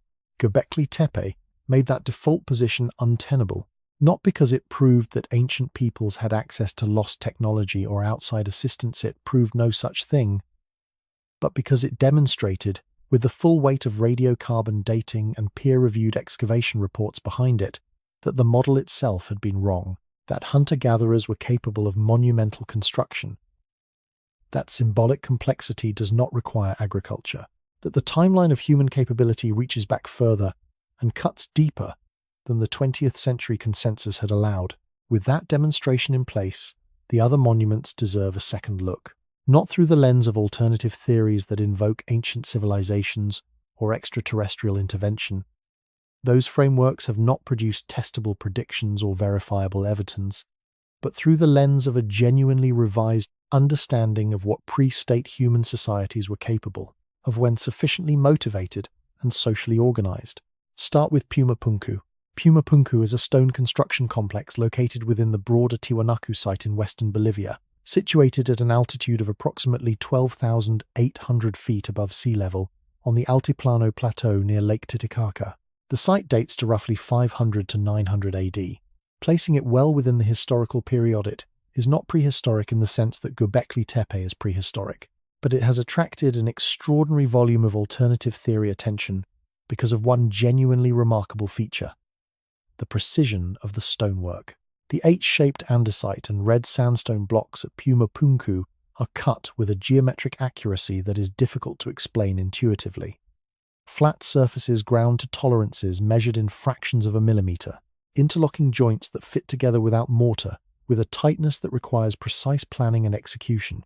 Repeated modular forms, suggesting either a standardized template system or a level of quality control maintained consistently across a large workforce. Some blocks weigh in excess of 100 tons. The andesite used for the most precisely worked pieces was quarried from a source approximately 10 kilometers from the site. Dr. Alexei Vranich of the Penn Museum, one of the leading specialists in Tiwanaku archaeology, has spent years studying how the Tiwanaku Statia, genuinely complex pre-Columbian polity with a substantial population, administrative organization, and an agricultural system capable of supporting large, non-food producing labor forces, could have produced the Puma Punku stonework using the copper tools, stone abrasives, and organized human labor that the archaeological record documents. His conclusion, supported by experimental replication studies, is that the precision is achievable with those tools and that workforce, provided the work is organized carefully and the craftspeople are sufficiently skilled and experienced. One theory suggests that the Tiwanaku stonecutters developed a system of templates and gauges physical guides that allowed workers to reproduce the same geometric forms repeatedly without advanced measuring instruments. Archaeological evidence from other ancient precision stoneworking traditions, including ancient Egypt and Inca Peru, supports the existence of exactly this kind of practical template system. The mystery of Puma Punku, in the light of what Göbekli Tepe has taught the field about the underestimated capabilities of ancient builders, is not a mystery of means, it is a mystery of motivation, of what drove the Tiwanaku state to invest in this particular quality of construction at this particular location. What remains unexplained is the specific ritual or political function of Puma Punku within the broader Tiwanaku complex, and why the site appears to have been violently dismantled at some point, its precisely cut blocks scattered and displaced in patterns inconsistent with gradual decay, suggesting a deliberate destruction event whose causes and perpetrators remain uncertain. Move north and east to Brittany, on the Atlantic coast of what is now France, where the landscape around the town of Karnak contains the largest concentration of standing stones in the world. The Karnak alignments consist of more than 3,000 individual menhir standing stones arranged in parallel rows that extend across the landscape for distances of up to 4 kilometers. The stones range from small boulders to monoliths standing over 4 meters tall. The alignments were constructed across a long period spanning roughly 4,500 to 2000 BC, making them roughly contemporary with, or slightly earlier than Stonehenge in their oldest phases. The builders were Neolithic and then Chalcolithic farming, communities of Atlantic European hunter-gatherers, not a mysterious lost civilization, but the ancestors of the people who have lived in that part of France ever since. Dr. Clive Ruggles of the University of Leicester, one of the world's foremost archaeoastronomers and the author of the most comprehensive technical study of the Karnak alignments, has documented statistically significant correlations between the orientations of the stone rows and the rising and setting positions of the moon at its major and minor standstills, the extreme northern and southern points of the lunar cycle, which repeat on an approximately 18.6-year cycle. The precision of these alignments, across kilometers of terrain and across centuries of construction by different communities, implies a sustained tradition of astronomical observation and a social mechanism for transmitting that observational knowledge across many generations. Archaeologists have noted that the Karnak alignments, like Göbekli Tepe, represent a sustained communal investment in monumental construction that far exceeds what any purely utilitarian explanation can account for. The labor required to quarry, transport, and erect more than 3,000 stones across 4 kilometers of Atlantic French landscape over a period of centuries dwarfs the construction effort at most ancient sites that receive more popular attention. It was simply done by people whose names we know as a cultural type Neolithic European farmers, rather than by a population whose identity is unknown, which somehow makes it feel less mysterious to the popular imagination, even though the engineering and organizational achievement is comparable. Then there is Poverty Point. Poverty Point is a site in what is now northeastern Louisiana, United States, consisting of a series of large earthen ridges arranged in a roughly semicircular pattern around a central plaza, with several large mound structures extending the complex across a total area of approximately 1 square mile. It was constructed primarily between 1700 and 1100 BC, making it Bronze Age in Old World terms, though the Americas were not following the same developmental sequence. Poverty Point was built and used by hunter-gatherers, not farmers, not a settled agricultural society with food surpluses and administrative infrastructure. Hunter-gatherers. Dr. Diana Greenlee of the University of Louisiana at Monroe, who has led recent excavations at the site, has published findings suggesting that some of the largest earthen mounds at Poverty Point were constructed with extraordinary speed. One mound showing stratigraphic evidence of having been built in a matter of days or weeks rather than the decades or centuries that gradual accumulation would require. This implies a mobilization of labor at a scale and intensity that challenges every assumption about what hunter-gatherer social organization can achieve.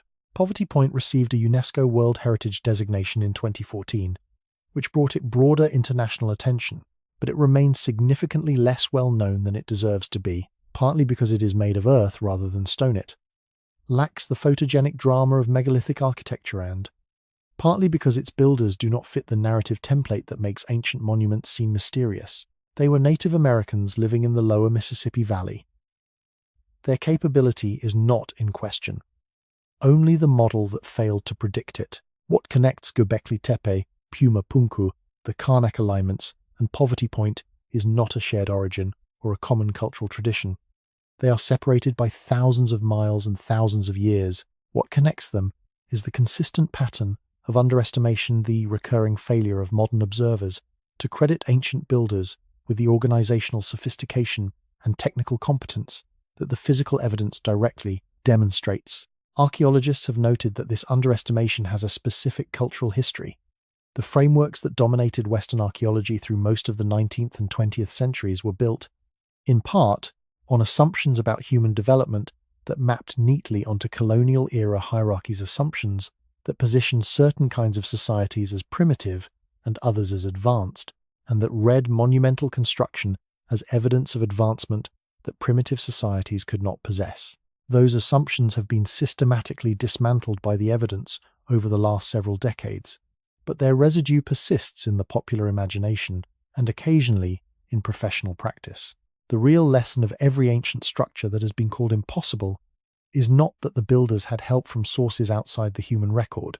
It is that the definition of what human beings are capable of, without writing and without machines and without the institutional infrastructure of the modern state, has been consistently and significantly wrong. The builders of Göbekli Tepe lifted 20-ton stones. The craftspeople of Tiwanaku ground andesite to millimeter tolerances with copper tools and abrasive sand. The communities of Karnak maintained an astronomical tradition across 18.6-year lunar cycles for centuries without a written calendar. The hunter-gatherers of Louisiana moved enough earth in a matter of weeks to build a mound visible from miles away.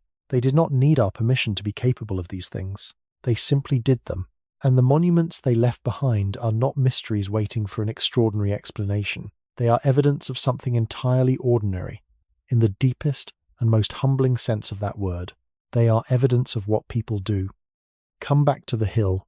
It is early morning in southeastern Turkey, and the light is doing what light does in that part of the world, at that hour arriving slowly, pale and horizontal, catching the edges of things before it fills them in.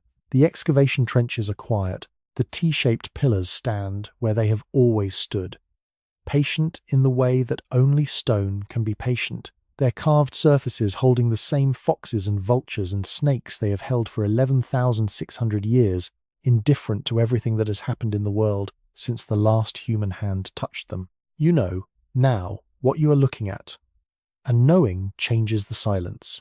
This is not a ruin in the conventional sense, a place where something that once worked has stopped working. Göbekli Tepe does not feel like collapse. It feels like suspension, like something that was deliberately set aside, carefully sealed, and left to wait for a question that would take 11 millennia to arrive. We have spent the last several hours moving through what the evidence shows. Let us take a moment, here at the end, to be honest about the two separate inventories this story requires, what is confirmed and what remains open. The confirmed facts are remarkable enough on their own. Göbekli Tepe is 11,600 years old, established through multiple independent radiocarbon dating programs. It was built by mobile hunter-gatherers living in the pre-pottery Neolithic A period, people who had not yet domesticated plants or animals at any significant scale. The construction required the movement and erection of stone pillars weighing between 10 and 20 tons, accomplished without metal tools, without wheeled transport, and without draft animals beyond possibly the dog. The site contains at least 20 confirmed enclosures, of which only 4 have been meaningfully excavated. It was deliberately and completely buried around 8000 BC, in an act requiring sustained, coordinated labor across what may have been decades or centuries. It is one node in a regional network of at least 12 contemporary sites, sharing the same architectural and symbolic tradition across a 300-kilometer corridor. The population that built it contributed approximately 30 to 40% of the ancestry of modern Western Europeans, and the existence of this site, established beyond reasonable scientific doubt, requires a fundamental revision of the model that organized Near Eastern prehistory for the better part of a century. Those are the facts. They do not require embellishment. They are astonishing without it. The open questions are equally significant, and they deserve to be held as questions rather than filled in prematurely with satisfying answers. We do not know the social structure of the communities that built and maintained the Göbekli Tepe network. We do not know whether there was a specialist, class priests, architects, ritual leaders who held authority over the construction and the symbolic program, or whether the knowledge and the decisions were distributed across the community in ways we have no modern template for. We do not know what the animal carvings meant to the people who made them, whether the astronomical alignments are intentional encoding or coincidence, why the site was buried with such thoroughness, or what the builders believed about the world they were trying to mark and remember in stone. We do not know what lies in the unexcavated 95% of the site. We do not know what the larger unexcavated enclosures identified by ground-penetrating radar contain. We do not know the full extent of the Tash Tapela network, or how many additional sites remain unidentified beneath the surface of a landscape that has been only partially surveyed. These are not small uncertainties at the margins of an otherwise complete picture. They are large uncertainties at the center of the picture. The honest position is that we are early in this story, not late. The most important discoveries at Göbekli Tepe have almost certainly not yet been made, but there is something the site does tell us, clearly and without ambiguity, that goes beyond the specific facts of its age and its construction. It tells us that the impulse to build something larger than yourself, to gather people who are not your family, to agree on a shared purpose, to invest enormous collective effort in something that serves no immediate survival function is not a product of civilization. It is not something that agriculture made possible or that urban life invented. It is something that was already present, fully formed, and apparently irresistible in human beings who are still following the seasonal migrations of wild game across the hills of southeastern Turkey more than 11,000 years ago. Archaeologists have noted, carefully and with appropriate qualification, that Göbekli Tepe does not represent the origin of this impulse. It represents the earliest surviving physical evidence of it. The distinction matters. The capacity almost certainly predates the monument. How far back it reached, whether there are earlier expressions of it buried beneath landscapes we have not yet examined, or lost beneath the sea levels that rose dramatically as the last ice age ended, is a question that the current state of the evidence cannot answer. What the site does suggest is that the things we tend to associate with advanced civilization symbolic thinking, aesthetic ambition, the coordination of large groups around abstract goals, the desire to make something that will outlast the individual, life are not advanced in the sense of being late developments in a long sequence of simpler stages. They appear to be baseline features of the human mind, present long before any of the external structures we built to accommodate and express them. This changes the way the question of human nature looks, if you let it. The standard narrative of civilization is a story of accumulation of capabilities being added one by one, each new layer of complexity made possible by the one beneath it. Agriculture enables surplus. Surplus enables specialization. Specialization enables writing. Writing enables administration. Administration enables empire. The sequence has a direction and a logic, and it has served well as an organizing framework for the history of the last 10,000 years. But Göbekli Tepe sits outside that sequence, or rather before it, as evidence that the most essentially human capacities were not accumulated. They were present. The sequence did not produce them. It expressed them. The cities and the writing systems and the administrative structures are not the source of what makes human civilization remarkable. They are the infrastructure that human beings built to give fuller expression to something that was already there. 11,600 years ago, someone stood on a hillside in what is now Turkey, looked at the landscape around them, and decided that this particular place required something permanent. They could not explain why in writing. They may not have been able to explain it in any language we would recognize. But they knew, with whatever form of knowing was available to them, that the thing they were about to do mattered, that it was worth the years of labor, the organized effort of hundreds of people, the careful selection of images to carve into the surface of stones that would weigh more than most modern vehicles. They did not know that the stones would still be standing 11,000 years later. But they built as though permanence were possible, which is its own kind of faith. The oldest kind, perhaps. The kind that does not require a theology or a scripture, only the decision to act as though what you make might outlast you. It did, whatever their names were. Whatever language they spoke, whatever they believed about the sky and the animals and the forces that moved through the world, they built something that reached across 11,000 years of silence and found us here, asking the questions they apparently also